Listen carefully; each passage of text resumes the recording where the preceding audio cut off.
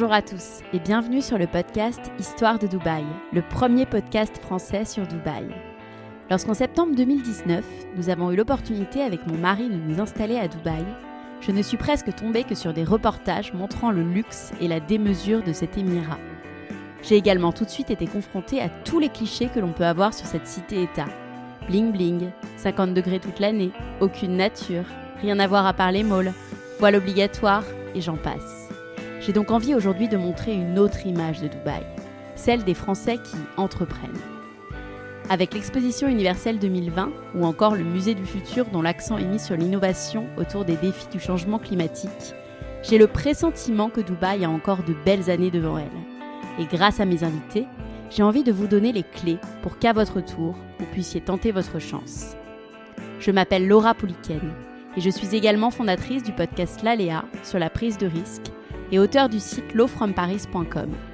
Si vous voulez en savoir plus sur Dubaï, je vous invite à vous abonner au podcast et à me suivre sur Instagram à lawfromparis. Si le podcast vous aide rien qu'un peu, n'hésitez pas à en parler à vos amis, votre famille, à le noter et à le commenter. À très vite dans Histoire de Dubaï. Aujourd'hui, je suis avec Marianne Tafani, professeure de pilates ici à Dubaï. Bonjour Marianne. Bonjour. Je suis ravie de t'accueillir sur le podcast pour le 2e épisode. Est-ce que tu peux commencer par te présenter, s'il te plaît, à nos auditeurs à Dubaï ou ailleurs qui nous écoutent? Alors, je m'appelle Marianne, j'ai 33 ans, j'ai grandi dans le sud de la France, j'ai travaillé ensuite à Paris, fait mes études dans plusieurs pays, puis on est arrivé ici il y a 5 ans. Dans un mois, ça fera 5 ans. J'ai monté petit à petit, de façon très organique, un business de pilates. Et puis, je pense que c'est à peu près tout. Du point de vue personnel, j'ai un petit garçon de 3 ans qui est né ici. Et on est assez heureux à Dubaï, on est plutôt bien. Dans quelles circonstances tu es arrivée en fait? C'est ton mari qui a eu une offre? Oui, c'est mon mari. Alors mon mari a eu une offre et puis moi en France j'avais du mal à me trouver professionnellement. J'ai eu pas mal d'emplois entre 23 et 29 ans. Dans quoi? Alors j'ai fait des études plutôt de politique, d'économie. Et j'ai eu des emplois dans ces domaines-là, mais je manquais de connexion. Mon dernier travail était à l'Assemblée, mais j'ai mis beaucoup de temps à pouvoir y accéder. Et puis, parfois, on rêve de quelque chose, et puis quand on y arrive, on se rend compte que la réalité n'est pas aussi glorieuse que ce qu'on attendait du travail. Donc, quand il a eu cette opportunité-là, comme je sentais qu'il y avait des petites choses idéologiques qui ne me convenaient pas avec mon parlementaire, on a décidé de Tu avais quel âge à cette époque? J'allais avoir... donc j'avais 28 ans. D'accord. 28 ans. Justement, on parle toujours des bons côtés. Lorsqu'on arrive en expatriation, tout est beau, mais jamais des difficultés liées à une arrivée. Est-ce que tu peux me raconter, avec le souvenir que tu en as, tes premiers mois quand tu es arrivée à Dubaï, justement, dans les mauvais, dans les bons et dans les mauvais côtés? Alors je pense que quand quand les choses se sont bien finies, se passent bien et qu'on a un emploi qu'on aime et une belle vie, on oublie. C'est-à-dire que j'ai du mal à me rappeler ce qui a été difficile au début, mais je vois plutôt ce qui était beau. C'est-à-dire qu'on est arrivé, il faisait chaud, il faisait beau tout le temps. J'étais libre aussi d'un coup parce que j'avais beaucoup travaillé, fait mes études, j'avais pas eu beaucoup de repos. Et mais si je dois penser à ce qui a été plus difficile, je dirais que au début, on n'a pas d'emploi. Ouais. On n'a pas forcément beaucoup d'argent. On se retrouve avec soi-même. On se retrouve avec soi-même, un compagnon qui travaille, qui doit faire ses preuves. Donc, peut-être un petit peu de solitude au début. On n'a pas forcément une fabrique sociale très importante. Un réseau, on va dire. On n'a pas encore de réseau.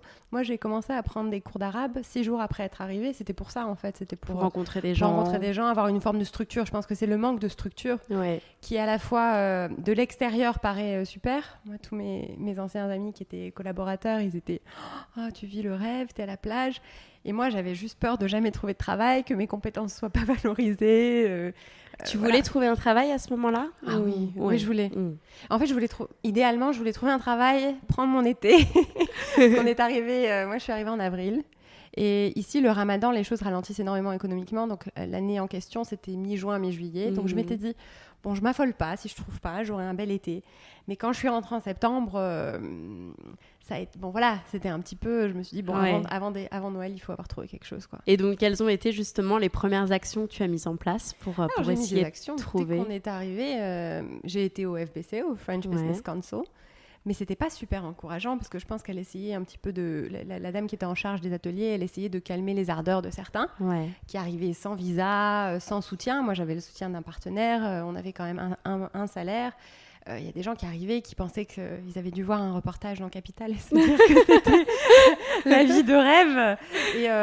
Et puis, elle voulait un peu les calmer. Mais du coup, moi, c'est vrai que ça a été plus générateur d'anxiété qu'autre chose. Mais ça m'avait donné quelques bases sur comment valoriser mes compétences, etc. Et puis, j'ai commencé à chercher dans le conseil parce que je me suis dit que c'était ce qui pourrait marcher. Donc, le conseil dans ton domaine Ah non, parce qu'il n'y avait pas vraiment de conseil. Le conseil ou tout ce qui est gouvernemental ici, on ne peut jamais trouver de... C'est très dur de trouver une offre d'embauche. Il faut connaître des gens. Donc, on est venu me chercher il y a peut-être 2 ans sur ce sujet pour Expo 2020. Mais c'est qu'une fois que les gens vous connaissent. Donc, ici, beaucoup de choses marchent au bouche à oreille. Donc, je crois que c'était Oliver Wyman. Et puis ensuite, Ernst & Young. Mais je cherchais plutôt... j'avais du mal justement à me dire comment je vais faire parce que ces compétences... politique publique, etc., ne sont pas forcément très valorisées. Alors qu'en fait, au niveau RH, je pense qu'il y a beaucoup de personnes qui se sentent déstabilisées quand elles arrivent ici parce qu'elles voient bien que les RH à Dubaï veulent que sur un CV, il y ait écrit exactement ce qu'ils recherchent. Ils ne cherchent pas forcément le talent. Donc, voilà, j'ai mis en place, j'ai envoyé quelques CV, j'ai passé quelques entretiens. J'ai aussi écrit à des personnes en France qui pouvaient connaître des gens ici dans la même boîte. Et puis j'ai eu quelques entretiens. Et puis, dans le même temps, comme je ne voulais pas perdre mon temps et que c'était la première fois que j'avais du temps pour moi, j'ai fait donc un peu d'arabe et puis des formations de pilates pour mon plaisir. Ok. Pour poursuivre une passion qui était la mienne. Ok. Et justement, donc, aujourd'hui, tu es professeur de pilates à Dubaï, reconnu aussi pour cela. Est-ce que tu peux m'expliquer ce virage ? Est-ce que ça a été un déclic ? Ou un jour, tu t'es dit, OK, en fait, c'est ça ce que je veux faire ? Ou alors, non, ça a été progressif, c'est en prenant les cours. Enfin, comment ça s'est passé ? Alors, encore une fois, c'est très facile de réécrire l'histoire. Mais si je suis très sincère, c'était pas un déclic. La passion pour le sport, pour le corps, pour mieux se comprendre. Moi, j'ai eu beaucoup de blessures très jeune. J'ai fait de la gymnastique rythmique à bon niveau très jeune. Et à 16 ans, je pouvais déjà plus marcher correctement. Et puis, j'étais dans une petite ville du sud de la France. Donc, au niveau médical, j'ai pas été très, très bien appuyée. Donc, j'avais été naturellement vers ces milieux-là. Et quand j'étais étudiante à Londres, j'ai fait mon premier cours de pilates. Je devais avoir 22 ans. Et à ce moment-là, j'ai eu une petite révélation, on va dire. Mais c'est pas des épiphanies. Enfin, j'ai pas eu une épiphanie. Je suis arrivée ici. Je me suis dit, je vais être prof de pilates. Je pense que les gens l'ont vu avant moi. C'est-à-dire que quand j'ai expliqué mon changement de carrière à des amis avec une forte peur du jugement, je venais d'un milieu très reconnu, en fait. Être attaché parlementaire, ou collaborateur parlementaire, c'est... Le Graal pour certains. C'est le Graal, et puis surtout, c'est très bien vu, alors que foncièrement, c'est assez mal payé. Beaucoup d'entre nous avons eu des relations très compliquées avec les personnes qu'on assistait et pour qui on donnait toutes nos journées. Donc... je pense que mais j'avais quand même peur. Je pense qu'on cherche toujours, c'est peut-être très français, mais on a besoin de cette reconnaissance de l'école, du titre. Et donc je pense que non, ça n'a pas du tout été un déclic, mais comme je te l'ai dit, je m'étais vraiment dit, il faut quand même que je gagne un petit peu d'argent et que quitte à attendre encore un petit peu. Et puis donc voilà, j'ai fait ces formations, j'ai commencé à approcher certains studios parce que dans la communauté, une des profs qui m'avait formée n'arrêtait pas de me dire, mais pourquoi tu cherches encore ailleurs ? C'est fait pour toi. Et toi, tu l'avais pas réalisé à ce moment-là ? Non, parce que j'étais pas sûre d'aimer l'enseignement. J'avais peut-être peur aussi un peu intellectuellement. Je pense qu'il y ait des choses qui me manquent. Puis je pense qu'on aime bien être très occupé par des tâches, en fait. Et cette espèce de vide où on doit tout organiser soi, on doit tout gérer soi, son emploi du temps, sa stimulation intellectuelle. Je pense que les gens sont souvent très heureux, et moi j'en faisais partie, d'écrire 400 emails par jour, de pouvoir le dire. C'est une façon de dire j'ai été productif, quoi. J'ai une vie trépidante. Et je pense que je le voyais pas. Je voyais pas que ça pouvait être valorisant, valorisé. Puis une activité pour toi, Puis je pense que je voyais pas la dimension business, la dimension recherche. Je fais pas que donner des cours aujourd'hui. À l'époque, c'était le cas, mais aujourd'hui, mon activité, elle est beaucoup plus variée que ça. Et donc, je pense que mon mari m'a toujours dit, un métier, c'est ce qu'on en fait. Parce qu'à l'inverse de moi, il n'a pas fait d'études et il a fait sa carrière dans sa première entreprise, en fait, en commençant, en faisant des photocopies. Et il m'a toujours dit, tu penses trop au titre, à ce qu'on te propose. Qu'est-ce que toi, tu vas en faire? Voilà. Et je pense que c'est la première fois que j'en ai fait quelque chose pour moi. Oui. Voilà. Et toi, concrètement, du coup, à partir du moment où tu as réalisé que c'était fait pour toi, qu'est-ce que tu as fait? Qu'est-ce que tu as mis en place? Alors, encore une fois, il y a une partie de mes décisions et une partie de la vie apporte ce qu'elle apporte. Ouais. Donc, j'ai commencé par... j'avais eu ces contacts avec certains studios. Et puis, le déclic, ça a été qu'avec EY, ça s'était très bien passé. L'entretien. Et puis, elle m'a recontactée pour un stage. Donc là, je venais d'avoir 29 ans. Ouais. J'avais quand même 6 ans d'expérience professionnelle. C'était pas légal de me proposer un stage. C'était pas très cool de me proposer très peu d'argent alors que j'avais été la première sur 800 personnes qui avaient fait une demande pour ce poste. Et je me suis dit non. Et j'avais aussi des problèmes j'ai toujours eu des problèmes de sommeil et mon mari me disait pourquoi ça va t'aider à trouver un rythme qui te convient. Donc j'ai commencé à travailler dans un studio qui m'a recrutée pour quelques heures seulement. Et puis, j'avais rencontré une franco-italienne qui montait son studio à cette époque-là. Le courant était très bien passé et petit à petit, j'ai fait un peu plus de formation avec elle et elle m'a proposé de monter une clientèle au sein du studio. Donc, à partir de... Ça s'est fait progressivement, mais disons que peut-être 6 mois après avoir commencé, j'avais un emploi du temps très rempli. En fait, il y avait un pass qui s'appelle Guava Pass. Je ne sais pas si tu en as entendu parler ou si ça existait en France. C'était un pass discount. Et elle n'avait pas le temps de s'occuper de ces clients-là, mais elle voulait quand même qu'on soit sur ce pass pour avoir une visibilité accrue. Et donc, notre partenariat a commencé comme ça. Et la question s'est posée à ce moment-là, si tu devais quitter Dubaï et rentrer en France ou aller ailleurs ou... Pas à ce moment-là. Elle s'est posée l'été dernier. Tu veux dire à ce moment-là, quand j'ai pris cette décision? Oui, quand tu as pris cette décision, Comment rebondir si jamais tu rentrais Non, parce que je pense que j'avais compris que moi, j'ai pas dit que la politique c'est fini à vie pour moi, mais ce sera plus assisté, ce sera une action politique éventuellement. Si un jour ça se présente, si j'en ai le courage aussi, parce que franchement, vu la transformation du milieu et ce qu'on a vu récemment à Paris, bon, ça fait pas forcément très très envie. Il faut beaucoup donner et beaucoup recevoir et pas forcément que des bonnes choses. Mais et puis c'est pas toujours facile de garder son intégrité, donc on verra. Mais en tout cas, je savais que je retournerais pas assister des parlementaires. D'accord. Et combien de temps, juste pour visualiser, il s'est passé entre le moment où tu t'es lancée, puis où tu as eu l'idée, et puis tu t'es lancée Alors ça a été très rapide. Ouais. J'ai fait ma formation en juin, mais comme je te l'ai dit, c'était vraiment pour le plaisir. J'ai continué à en faire pendant l'été. Mais le moment où on a eu la discussion avec mon mari, ça devait être en octobre. Et j'avais déjà commencé à donner des cours à un ami qui était assez riche, il faut le dire. Je pense qu'il essayait de me soutenir auprès du studio en question, de montrer que je pouvais ramener du monde. Donc j'ai eu cette chance-là. Et puis, je pense que c'était déjà en cours, en fait. Comme je te le dis, je pense que j'ai pas vu la chose venir. Et ce qui est très marrant, c'est que quelques semaines avant d'être venue vivre ici, je suis partie faire une retraite aux Canaries, retraite yoga pilates. Il y avait une prof de pilates qui avait monté son studio en Angleterre et elle m'écoutait parler de la politique, elle m'écoutait parler de mes envies. Et elle me disait, tu sais, le vent tourne pour toi. Et elle me dit, on sait jamais. Ne ferme pas de porte. C'est comme si elle l'avait vu avant même que moi j'y pense. Donc non, ça s'est fait très vite. Ok, très bien. Et aussi, donc une question que je me pose pour ceux qui nous écoutent et qui voudraient aussi se lancer, et c'est une vraie question ici, et je le vois puisque je viens d'arriver. Quel est ton statut en fait aujourd'hui? Quand on veut créer comme ça une société, une entreprise et se mettre à son compte, comment tu as fait toi? Quel statut tu as et comment tu t'es fait accompagner sur ce sujet? Alors, moi, j'ai pas monté mon entreprise tout de suite. Elle est en cours de... Là, on est en train de réfléchir à la meilleure licence parce que, comme je te l'ai dit, il y a plusieurs activités que je vais intégrer et on en parlera après. Mais moi, ma façon de travailler légalement, ça a été de trouver des partenaires. Ouais. Donc, cette personne dans le studio, elle m'a fait une carte de travail. Donc, je suis restée... donc, quand on est...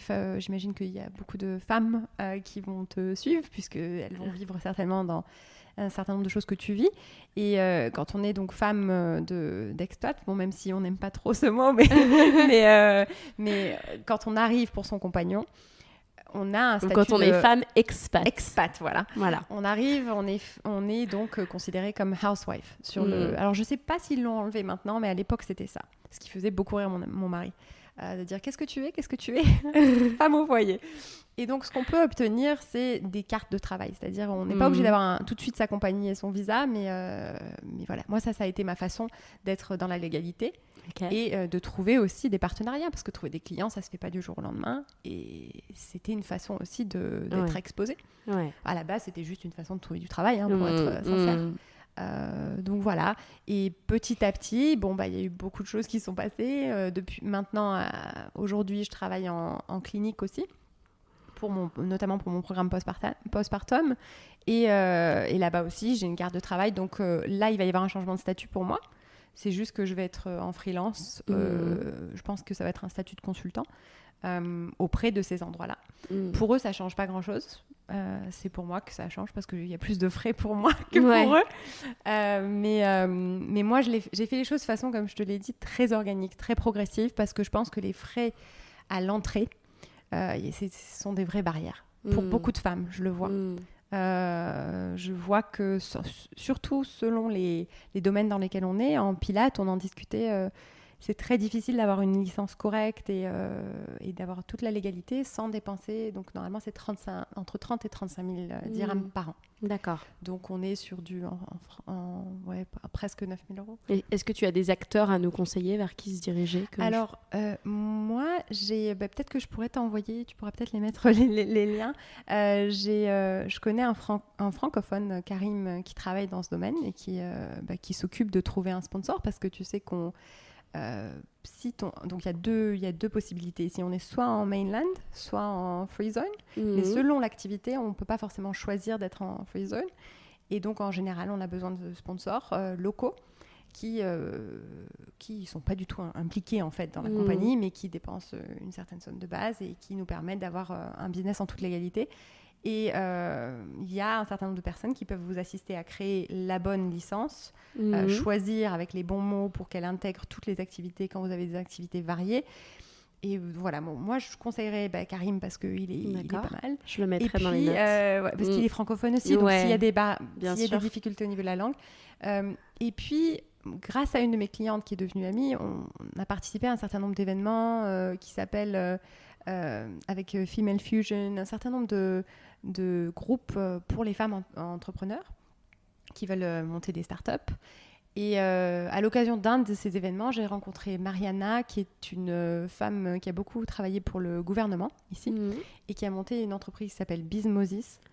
Et donc, j'ai fait des consultations aussi auprès d'eux pour déterminer le meilleur statut pour moi.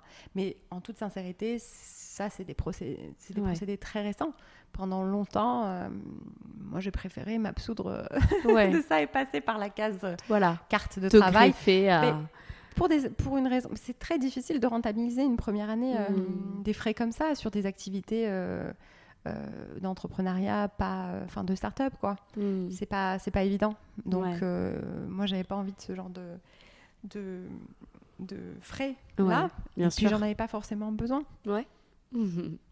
Et d'une manière plus générale, quels sont les avantages et les inconvénients d'entreprendre à Dubaï ?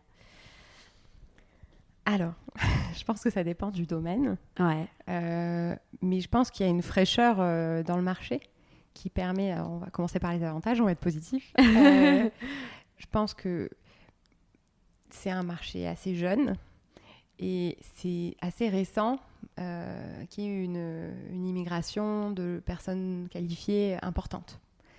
Donc, moi, ce que j'ai vu quand je suis arrivée, c'est que, par exemple, dans le milieu du Pilates, il y avait beaucoup de femmes qui faisaient quelques heures par semaine, faisaient pas particulièrement de formation, qui juste se reposaient sur le fait qu'il n'y avait pas beaucoup de compétition. Quand je suis arrivée, c'était en train de se transformer, de devenir un peu plus compétitif, mais c'était pas encore saturé.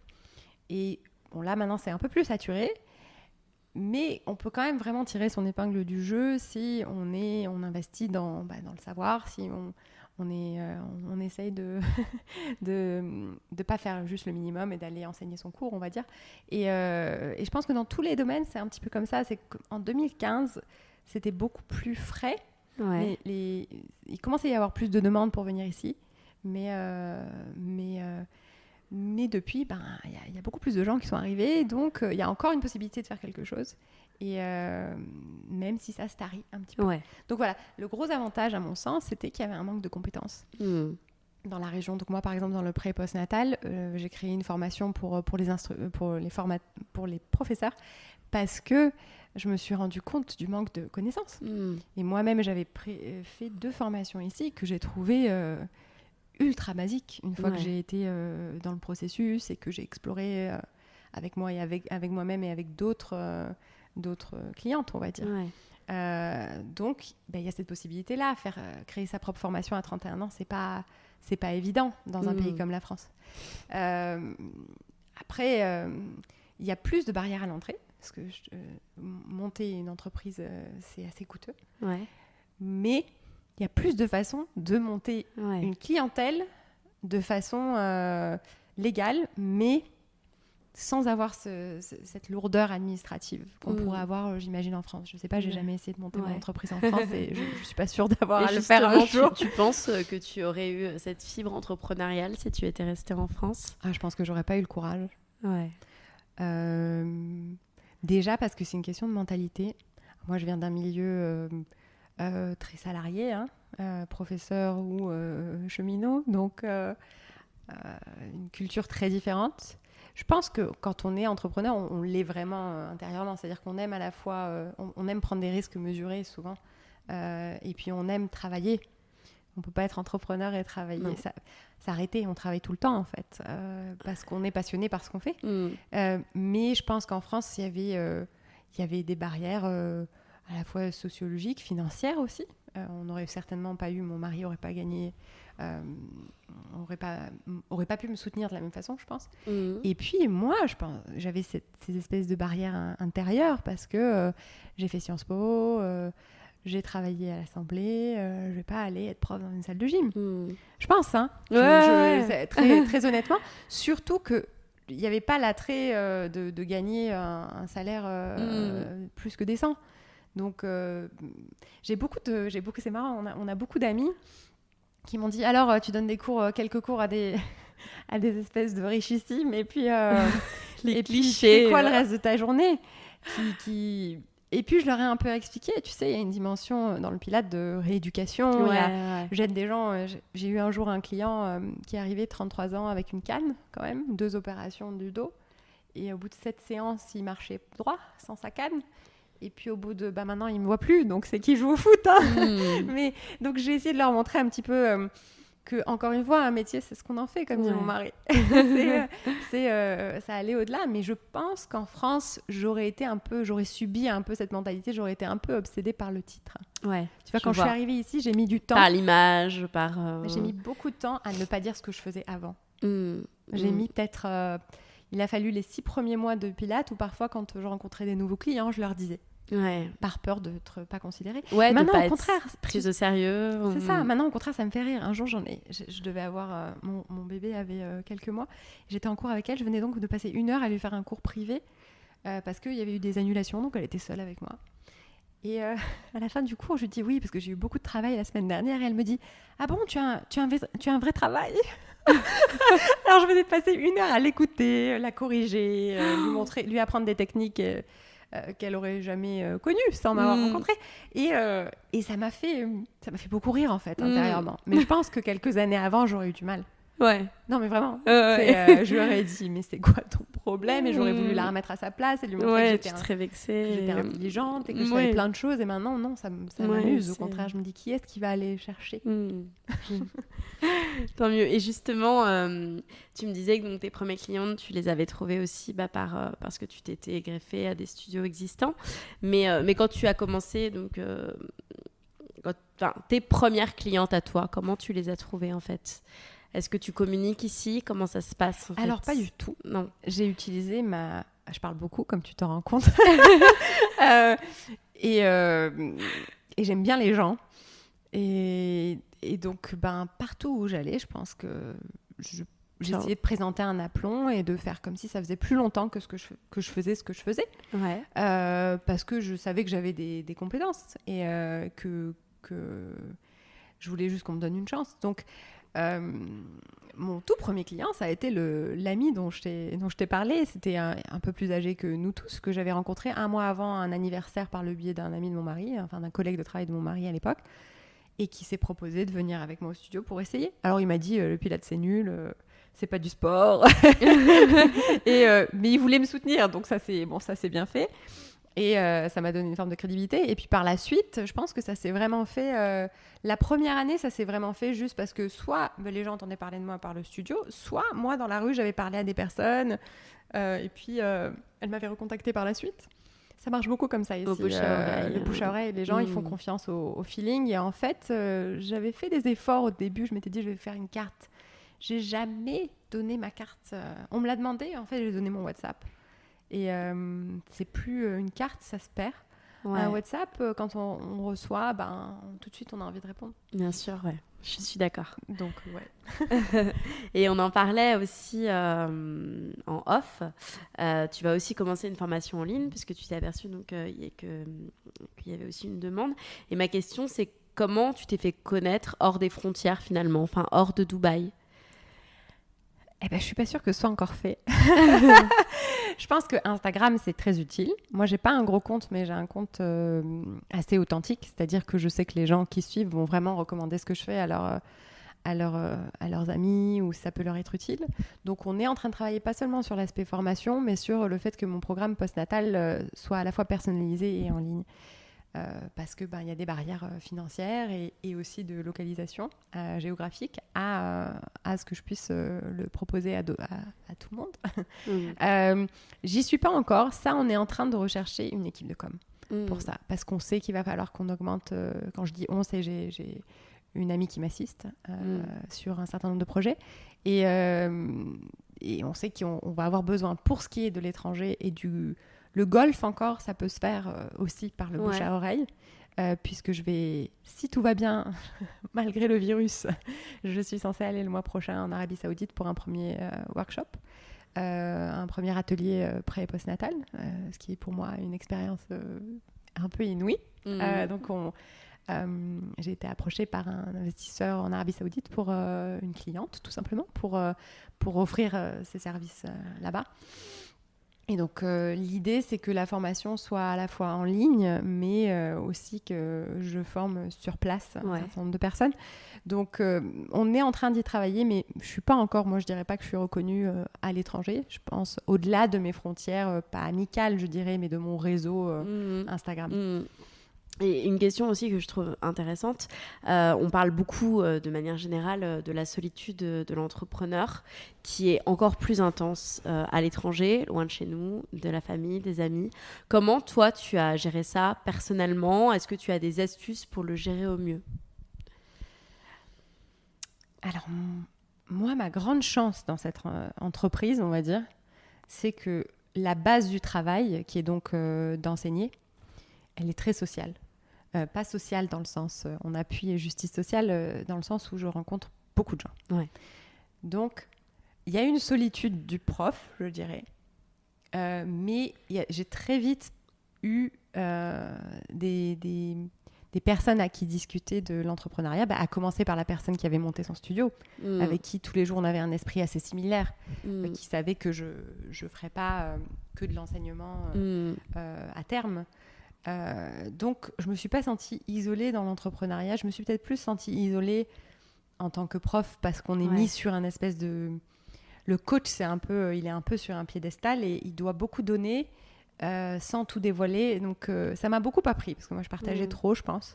Et même si un jour, il y a une carrière politique qui se présente, je pense que ça aura été très formateur parce qu'il faut vraiment apprendre à ne pas construire des limites et des frontières un peu intéressantes. Mais cette solitude, moi, de l'entrepreneur, je ne l'ai pas beaucoup vécue parce que grâce à mon travail, j'ai rencontré d'autres femmes dans des domaines différents qui m'ont appuyée, qui m'ont soutenue, qui croyaient en mon projet. Donc, je suis très soutenue, en fait. Ouais. Et puis, mon mari, il m'a soutenue. Donc, non. Et il fait quoi, ton mari, toi, ici ? Il est dans la logistique et travaille dans un grand groupe. Ok. Et je pense qu'à présent, il me jalouse un peu. Ouais. Je ne sais pas s'il va m'écouter, mais je pense que, à la limite, ça, c'est un autre aspect à envisager, je pense. Quand on a quelqu'un qui est salarié et qui, à la base, paye tout, hein. Il faut dire ce qui est. Enfin, en tout cas, les gros paiements, et la maison, une bonne partie de la nourriture, etc. La crèche, les grosses dépenses, c'est la personne qui est salariée, souvent, qui prend en charge, parce que la personne qui développe, elle investit dans son entreprise. Mais je pense qu'il y a un moment où c'est difficile dans le couple, de ce point de vue-là. Oui, parce qu'il y a que quelqu'un qui gèle. De mesure. Je l'ai entendu un jour dire à son frère, tu sais, en fait, j'investis indirectement dans son business. Et c'est vrai. C'est vrai, et je pense que c'est pas un rôle très facile à avoir que de devoir se lever et travailler pour une grosse compagnie avec beaucoup de politique interne, et de voir quelqu'un qui, même s'il travaille beaucoup à côté de vous, même s'il travaille peut-être plus en termes d'heures, s'épanouit. Donc je pense qu'il y a plus une solitude de celui qui accompagne l'entrepreneur. C'est vrai que c'est pas faux, vu comme ça. Celui qui entreprend lui-même, surtout s'il est soutenu. Et aujourd'hui, donc, tu accompagnes les femmes donc, dans leur maternité. On en parlait tout à l'heure. Tu as développé certains programmes pré- et post-natal. Toi, est-ce que tu aurais de belles histoires de femmes à nous partager que tu as accompagnées à Dubaï ou ailleurs, aux Émirats ? C'est pas facile parce que on a fait les chiffres la semaine dernière et les 3 dernières années, j'en ai vu 284. Donc des histoires, j'en ai beaucoup. Mais je vais essayer de discuter de certaines. Je pense que ce qui manque beaucoup dans l'expatriation, ce qui est difficile quand on devient maman, c'est qu'on est, pour le coup, là, on est très isolé. Et moi, ce que j'ai essayé de créer, c'est justement un programme qui financièrement était possible pour certaines femmes parce qu'il y a aussi un manque à gagner. Hein. Moi, par exemple, j'ai rien touché du tout pendant mon congé. Et il y a des femmes qui travaillent pas. Et donc, malheureusement, c'est une période où on aurait besoin d'avoir plus de moyens et où on en a souvent moins. Donc, à la base, je voulais créer des groupes pour ça parce que j'avais beaucoup de clientes qui étaient postnatales et qui voulaient et qui pouvaient pas se permettre de prendre des cours privés avec moi. Et puis, en fait, je me suis rendu compte que ce que je créais, c'était une communauté. Pour moi-même, à la base, parce que le premier programme post-natal que j'ai fait, j'étais à 5 mois après ma grossesse. Et j'ai d'ailleurs rencontré beaucoup d'amis dans les premiers mois par ce biais-là. Mais oui, c'était une communauté. Enfin, j'ai des groupes qui se parlent encore. C'est-à-dire, ils m'ont dit « Ah, toi, t'es sortie du WhatsApp ?» Parce qu'à chaque fois, tous les mois, quand je créais un nouveau groupe, je créais un nouveau WhatsApp. Et moi, j'en sortais parce que WhatsApp, c'est vraiment la fin de ma vie. Si je reviens sur tous les groupes. Et elle me disait « Ah, tu nous as ditché, mais nous, nous, on se voit toujours et on prend des cafés. » Et le fait qu'elles se soutiennent, moi, c'était vraiment... Je me suis dit « J'ai servi à la fois à réparer leurs abdominaux et à les sensibiliser sur leur périnée, etc. Mais j'ai aussi servi à leur apporter un soutien perso. Et après, de façon plus personnelle, je pense qu'il y a une personne qui m'a... Enfin, il y a beaucoup de gens qui m'ont touchée, mais qui récemment m'a beaucoup touchée. C'est une cliente que j'ai rencontrée. J'ai commencé par entraîner son mari au studio. Et il m'a appris à ce moment-là, moi j'étais enceinte de 36 semaines de mon premier bébé, donc j'allais m'arrêter. Et il m'a appris qu'ils avaient perdu l'année précédente leur petit garçon. Après avoir ils avaient déjà 3 filles. Ils sont italiens, assez catholiques. Et donc, moi, j'étais complètement choquée et sa femme était très en colère contre lui. C'est comme ça qu'on avait commencé un petit peu à se parler. Elle m'a dit « Je suis désolée qui t'ait dit ça alors que tu es enceinte. » Mais j'avais été très touchée. Et puis, l'année d'après, moi qui avait commencé à me spécialiser dans le pré-postnatal, je la retrouve dans un cours. Et elle était enceinte de leur 5e, mais 4e enfant. Et on s'est beaucoup rapprochés. Et puis, elle est à la base sage-femme, mais elle n'a jamais trop eu le temps de travailler puisqu'ils ont eu beaucoup d'enfants. Et là, elle est enceinte de leur 6e, donc on est enceinte en même temps. Et elle a vécu un drame qui est juste complètement inimaginable. Je pense que perdre un enfant, c'est vraiment quelque chose d'extrêmement lourd. Et moi, j'ai eu un accouchement très, très, très compliqué, très mal géré, des grosses erreurs médicales et puis beaucoup de traumatismes physiques et émotionnels. Et c'est une expérience qui isole beaucoup. Donc j'en ai créé du sens par mon travail, mais ça a été très dur de me sentir... dans le trauma, on a besoin de se sentir validé. Et bon, tous les accouchements sont quand même pas faciles en général, donc c'est très dur on a l'impression qu'on doit s'expliquer. Et cette femme, on s'est beaucoup apporté parce que je pense qu'on a toujours... on n'a jamais jugé le trauma de l'autre, qu'est-ce qui fait plus mal, je me suis toujours sentie très soutenue. Voilà. Je pense que ce qui est beau pour moi, c'est de savoir qu'elles sont accompagnées. Et c'est encore plus beau quand j'arrive à avoir de l'accompagnement en retour, on va dire. Mais elle m'a jamais fait sentir, elle m'a toujours fait sentir très validée dans mon expérience. Et elle en a vécu des accouchements. Donc, et elle est sage-femme. Donc c'est important, je pense, quand on essaye de se débarrasser du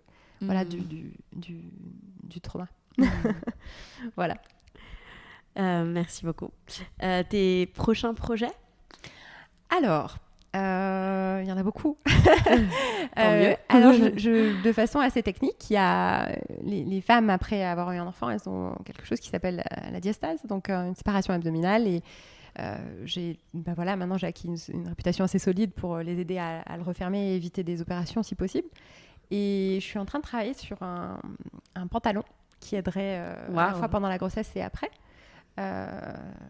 Voilà, comme je suis en clinique, j'aimerais bien qu'on fasse une petite étude scientifique. On est en train d'en discuter pour prouver que le programme marche. On est aussi en train de protéger le programme.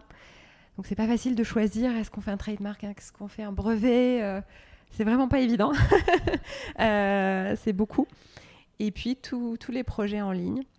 Et la dernière chose dont on a parlé, toi et moi, c'est que moi, je pense que les femmes en savent plus qu'avant, mais elles en savent toujours pas assez sur ce qui est normal et ce qui est pas normal après avoir eu un enfant. Et je refuse d'entendre des femmes qui disent « Ah, mais c'est normal de se faire pipi dessus, et puis c'est normal d'avoir mal pendant les rapports. » Et moi, c'est un truc que je refuse. Et je pense qu'il y a beaucoup d'éducation de façon rigolote et voilà, à la fois fun et scientifique pour faire avancer la cause de la femme, des femmes dans le monde. Voilà. Super. Et si super possible, projet. l'Arabie Saoudite, ça serait fabuleux. Pour moi, ce serait vraiment la jonction, si ça arrive à se faire, la jonction du politique d'une certaine façon et de ce que je fais au quotidien. Génial. Maintenant, on va passer à quelques petites questions sur Dubaï. L'idée, c'est d'y répondre sans trop réfléchir. Ok. Tes premières impressions lorsque tu es arrivée à Dubaï ? Il faisait chaud, il faisait beau. J'étais pas obligée de prendre le métro. Le tram était clean. Non, je pense que c'est ça. Il fait beau. Même si on a une dure journée, on peut aller à la plage. Et puis c'est safe. En tout cas, dans l'apparence, c'était pas du tout pour dire qu'on sait tous qu'on est dans un régime autocratique et qu'on a des libertés limitées. Mais quelque part, parfois, quand on se sent plus en sécurité physique et émotionnelle, on arrive à se sentir plus libre. Donc c'est assez intéressant pour une Française de vivre ça. Est-ce que tu as des anecdotes à nous raconter ? J'en ai trop. Je ne saurais pas par où commencer. Non, c'est pas la meilleure, mais une des premières. Moi, quand je suis arrivée, je parlais un petit peu anglais un peu très royal, tu vois, un peu parce que j'avais vécu en Angleterre, tout ça. Et mon mari se moquait beaucoup de moi parce qu'il était un peu jaloux aussi. Il est beaucoup jaloux, ils vont croire qu'il est très jaloux. Non, mais voilà, il était un peu, il avait jamais vécu à l'étranger, tout ça. Et en fait, ici, donc il y a quand même une forte population asiatique. On est sur 80% à Dubaï. Je pense que je reçois souvent des questions sur comment ça se passe avec les locaux. Les locaux, on les voit pas beaucoup. Je crois qu'au niveau démographique, c'est une dizaine de %. Les expats blancs, on va dire, ou plutôt occidentaux, c'est une dizaine de %. Et puis après, on a une population asiatique qui fait le reste. Et puis, donc on arrive dans un restaurant. Et moi, je fais une phrase très élaborée pour demander qu'est-ce que c'est, est-ce que vous pourriez m'expliquer avec gentillesse, quel est le menu, tout ça. Et il comprend pas. Et donc là, je réduis ma phrase de 2-3 mots. Et là, mon mari se tourne vers lui, il lui fait « Explain, please !» Comme ça. Et le type nous a tout de suite expliqué le menu. Enfin, c'était très mignon. Et c'est là que moi, ça a été une de mes barrières, en fait. C'est-à-dire venir d'avoir vécu dans des pays anglophones et arriver dans un pays où, en fait, il y avait de l'anglais très, très divers, on va dire. Plus de diversité en anglais. Donc, voilà. Si tu devais résumer Dubaï en 3 mots. C'est très jeune, c'est dynamique et ça vibre. C'est tout positif, je suis désolée. C'est ce qui vient. C'est génial. C'est ce qui vient. Que dirais-tu de la communauté française à Dubaï ? Je la fréquente assez peu, mais si je devais dire quelque chose, parce que par le biais de Dubaï Madame, pour qui j'ai écrit quelques articles au cours des années, j'ai rencontré plus de monde. Et puis aussi par le biais d'un ancien ami qui était collaborateur pour l'ancien député ici, j'ai rencontré d'autres personnes. Mais il y a plusieurs communautés françaises, en fait. Je distinguerais, il y a les gens qui sont arrivés il y a très longtemps, qui ont fait des fortunes, il faut le dire, qui sont dans un milieu un petit peu à part et qui n'ont peut-être pas vu Dubaï évoluer comme nous, on l'a vu. Et puis, il y a des gens qui sont arrivés plus récemment, on va dire depuis 2012, 2015, 2018, ou comme toi, fraîchement débarqués, et qui ont peut-être un petit peu plus les pieds sur terre, je pense. Quel conseil donnerais-tu à une famille qui souhaiterait s'installer à Dubaï ? Alors, c'est là que c'est moins glamour, mais il y a 2 choses qui sont vraiment importantes, parce que là, j'ai vendu du rêve, et je pense que le problème, c'est que les médias et un certain nombre de comptes Instagram très suivis, dont je te parlais, que j'ai découvert par le biais d'amis marseillais, qui vendent une vie parfaite. Quel compte, par exemple ? Mais je me rappelle plus comment ça s'appelle, parce que comme je te le dis, moi, la télé-réalité et tout ce qui est Instagram très suivi, c'est pas vraiment ma dope. Mais je chercherai. Mais je crois qu'il s'appelait pas Les Marseillais, justement. Tu connais pas ? L'émission de télé-réalité, les mais en fait, je crois qu'il y a un couple qui est venu s'installer ici. Oui. Dont j'ai entendu parler. Bon, voilà. Mais je pense que tout ça vend beaucoup de rêves. Et c'est vrai que Instagram, c'est quand même une vision de la réalité qui est quand même biaisée, très biaisée, ayant moi-même un tout petit compte où je vends plus de rêves, je parle plus de comment j'arrive à avoir des abdos que de mes soucis de grossesse. On parle de ce qui va bien. Voilà, c'est ça. Et en fait, je pense qu'au-delà de ça, il faut vraiment se parer sur 2 plans. Le premier, c'est le plan financier, sécurité sociale, etc. Il y a beaucoup de gens qui arrivent et qui croient que parce qu'un salaire semble élevé aux yeux, au niveau français, ils oublient qu'il y a des coûts de la vie, il y a un coût de la vie qui est phénoménal et qu'il n'y a aucune sécurité. Donc il y a une sécurité physique qui est très importante ici. On ne se fait pas voler. Moi, j'ai déjà laissé mes portables partout. Mais voilà, il faut penser qu'il y a un coût qui est très important, et notamment, il faut penser au coût de santé et à l'assurance, et à si on est capable de subir un petit choc. Par exemple, nous, quand on est arrivé, on était sur un salaire. Moi, on avait acheté 2 appartements en France. Je travaillais pas et mon mari s'est fait mal au genou en allant jouer au foot. Une assurance, ça prend pas en charge une attelle de 1 500 €. Donc voilà, c'est des choses qu'il faut prévoir. Faut pas arriver et se dire les écoles, c'est très cher, surtout avec le coronavirus. Puisqu'on paye et ses enfants ne vont pas à l'école. Non, mais blague à part, je pense que la vie est très chère et on n'a pas... il faut vraiment être très bien assuré. Nous, on a perdu un appart à un moment donné parce qu'il y a eu un feu. Les feux, ça arrive. On a dépensé quand même beaucoup d'argent pour déménager, trouver un autre appartement. Donc, il ne faut pas oublier que les aléas, c'est pas comme en France. Ils sont tout pour votre pomme. Donc, il faut vraiment prévoir. Il ne faut pas dire tiens, ça a l'air un petit peu mieux. Donc, on débarque. La deuxième chose, ça, c'est pas un truc que j'ai vécu personnellement, mais c'est un truc que je vois chez mes clientes francophones et françaises en particulier. C'est la langue. Il ne faut pas arriver et ne pas parler. parce que on se dit qu'on va apprendre, on se dit qu'on va aller travailler, mais c'est un marché qui est devenu... Ne pas parler anglais, tu veux dire? Anglais, ouais. On se dit... Non, pas arabe. Mm. Moi, j'ai fait des cours d'arabe, ça m'a pas servi à grand-chose ici, parce que peu de gens pratiquent, tout simplement. Mais c'est devenu assez compétitif, comme je te le disais avant, et il faut être capable de bien s'exprimer. Et au-delà de l'aspect professionnel, on peut vite se sentir isolé si on peut communiquer avec peu de monde, en fait. Ouais, bien sûr. Voilà. Et une dernière question, et après on arrêtera. Quel conseil donnerais-tu à quelqu'un qui veut entreprendre ici? Alors, ça dépendrait vraiment, je pense, tu sais, de son domaine. Mais on en a parlé puisque toi, tu es dans cette situation-là actuellement. Je pense qu'il ne faut pas trop se dépêcher. Faut un peu déjà prendre conscience du marché parce qu'il change beaucoup et puis il est très particulier. Comme je te disais, ici, tu ne peux pas arriver à faire une campagne de com et tu vas trouver, moi par exemple, si j'étais arrivée, j'avais fait une campagne de com, mais j'aurais juste dépensé mon argent pour rien. J'aurais pas de clients. Donc il faut se poser, faut observer un petit peu, faut parler à des gens.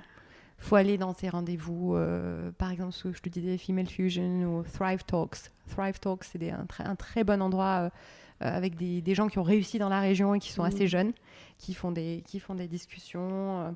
Ils organisent par exemple des ateliers sur la propriété intellectuelle, sur quand tu es entrepreneur, plein de choses importantes. Dubaï Madame aussi propose des ateliers. Voilà, pour la communauté francophone, Dubaï Madame est évidemment une référence. Et puis bon, ils abordent tous les sujets, donc je pense que ça c'est important. Mais je pense qu'il faut pas trop se dépêcher, il faut bien prendre conscience de son environnement et je pense qu'il faut s'associer au début peut-être sur des petites initiatives, des petits événements, avec des personnes qui connaissent peut-être un petit peu mieux le coin ou le marché, avant de développer son idée à soi et d'être vraiment sûr, c'est là que je vais aller, c'est là que j'ai ma niche, c'est là que j'ai ma patte à apporter. Non, ça se dit pas. On perd son français quand on habite ici. Mais c'est là que j'ai mon plus, j'ai ma valeur ajoutée, quoi. Je pense que c'est ça. Et oui, aller s'inspirer, parler, prendre des cafés. Ça a l'air idiot, mais moi, les gens, je les ai rencontrés grâce au travail, en parlant, en fait. Voilà. Quand on est en cours et que les jambes en l'air, dans des machines qui ont l'air maso, ils ne sont pas en train de parler de la conjoncture économique. Ils parlent plus librement, on va dire. C'est ça. Voilà. Merci beaucoup. Merci à toi.